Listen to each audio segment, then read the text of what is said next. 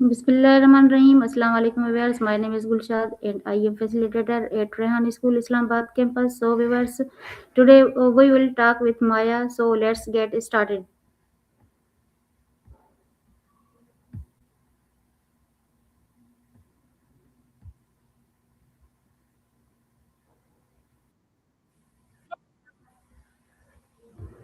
Hello Maya, how are you? I'm good, thanks. What's going on with you today? I'm fine. Not so bad.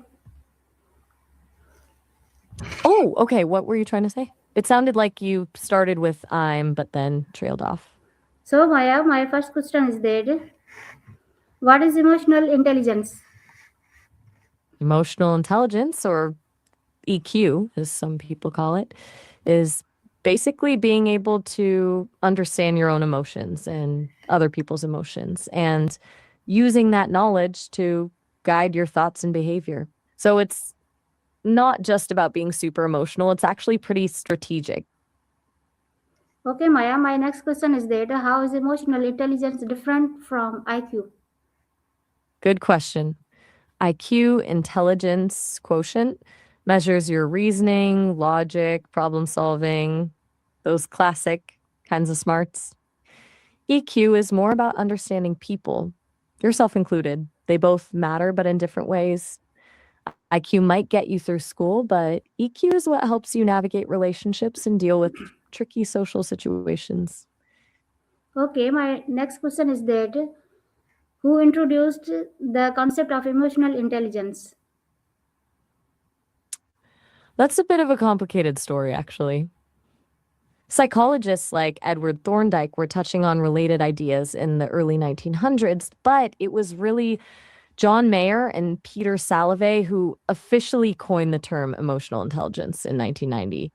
Then Daniel Goleman popularized it in his 1995 book, which really brought it into the mainstream conversation. Okay, nice answer. My next question is that why is emotional intelligence important in daily life?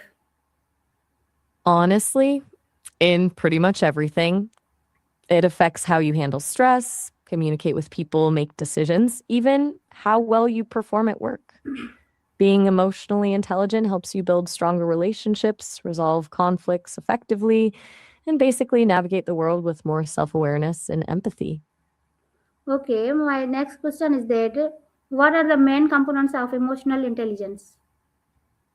There are usually considered to be five key parts: self awareness, knowing your own emotions, self regulation, managing those emotions, motivation, using emotions to get things done, empathy, understanding other people's feelings, and social skills, handling relationships well. They all kind of build on each other.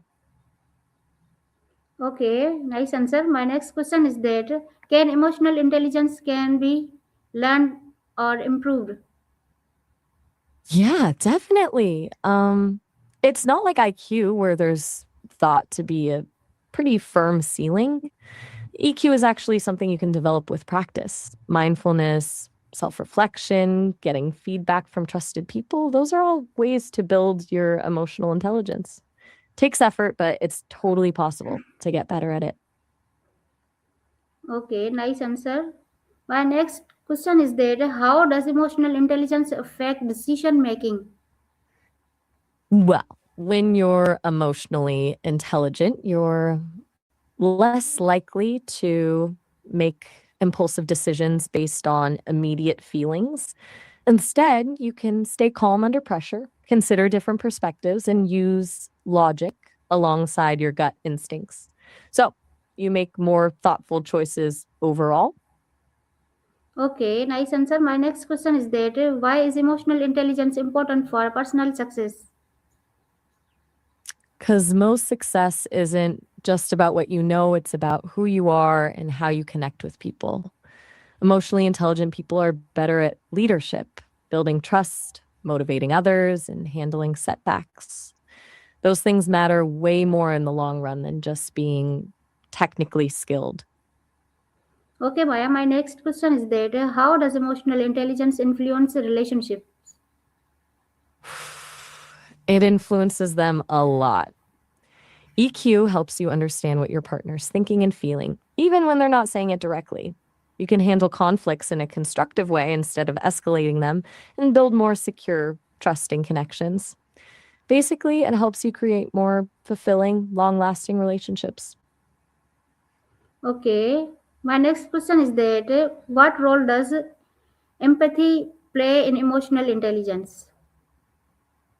Empathy is huge. It's kind of the foundation for a lot of emotional intelligence.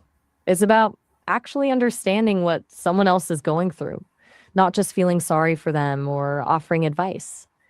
When you can truly step into another person's shoes and see things from their perspective, that's when you can connect meaningfully and build real rapport. Okay, my next question is that what is self awareness is in emotional intelligence?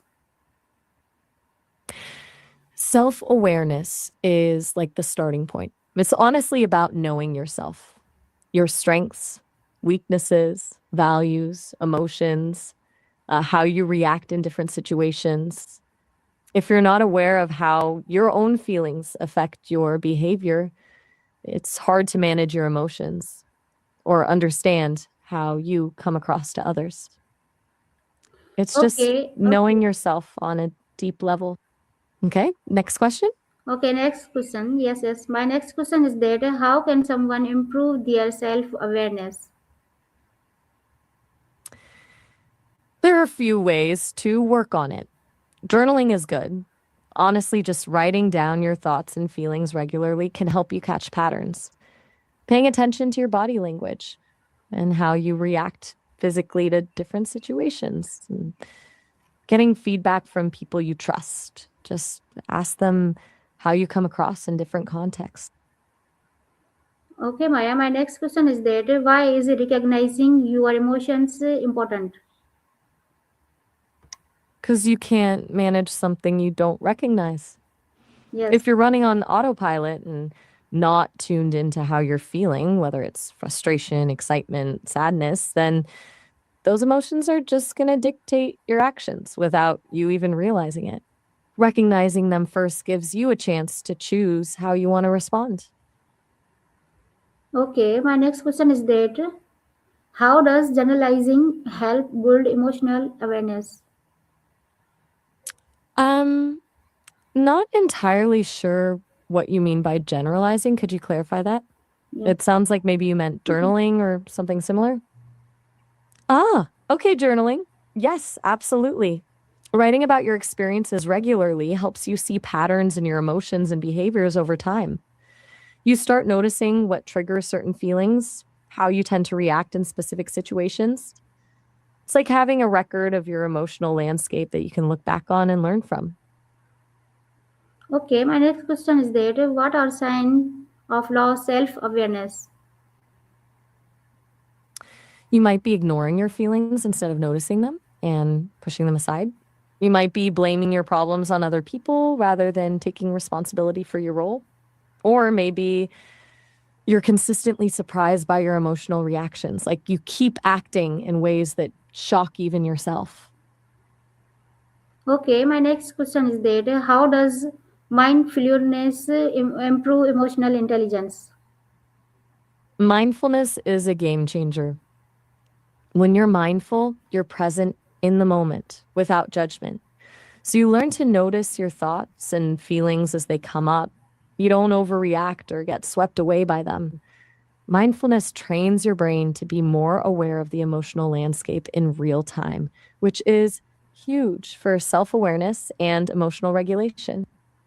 Okay, my next question is that how can feedback from other improve self awareness? Hearing from other people about how you come across can be really eye opening because they see things you often miss about yourself. Of course, you need to find the right people to ask, ones who genuinely care and won't just tell you what you want to hear. And you got to be open to actually hearing their perspective without getting defensive. Okay, Maya, my next question is that why is understanding emotional triggers important? Emotional triggers are those things, people, places, words, situations that instantly set off strong emotional reactions in you. Knowing yours is key because it helps you avoid being caught off guard. Once you understand what triggers you, you can either avoid those situations or learn to manage your reaction when you can't avoid them. It puts you back in control instead of being at the mercy of your feelings. Okay, Maya, my next question is that how does self awareness impact leadership? It impacts it massively. Self aware leaders know their strengths and weaknesses, so they can build teams that cover their blind spots. They can read a room, understand how their own emotions affect the people around them, and adapt their leadership style accordingly. People trust leaders who are authentic and transparent about themselves. Okay, Maya, my next question is that how can you measure your level of self awareness? Hmm. There isn't one perfect way to measure it, honestly. But some people use self assessment questionnaires. There are a lot online, but the quality varies. The most reliable way is probably asking close friends or family for honest feedback about how well you know yourself, or seeing if your behavior consistently matches your stated values. Okay, Maya, my next question is that what is self regulation in emotional intelligence? Self regulation is like the emotional brakes. Um, it's about being able to manage those intense emotions that might otherwise make you act impulsively. It doesn't mean you suppress your feelings, it means you don't let them control you. So, keeping a cool head when you're stressed, being thoughtful with what you say, adapting to change gracefully, that's self regulation. Okay, Maya, my next question is that how can someone control anger effectively? Well, first off, taking a break, removing yourself from the situation for a few minutes to calm down. Breathing exercises can help a lot too. Then understanding what triggers your anger in the first place. Are there specific people, situations, or topics that set you off? Once you know your triggers, you can prepare yourself better. And finally, communicating your feelings calmly, not aggressively. Okay, Maya, my next question is that why is emotional control important at work? Work can be stressful. Emotional control helps you stay professional, even when you're dealing with difficult colleagues or challenging projects. It prevents you from saying or doing something you'll regret, helps you handle constructive criticism, and builds trust with your coworkers. Basically, you perform better and people actually want to work with you. Okay, Maya, my next question is that how does stress affect emotional intelligence? Stress can really throw a wrench in things. When you're stressed, your decision making gets worse, your emotional reactions get exaggerated, and you're way more likely to snap at people or shut down completely. High levels of stress deplete your emotional resources, makes it harder to be empathetic, to regulate your emotions, to think clearly. So, stress and EQ are kind of on opposite sides of each other.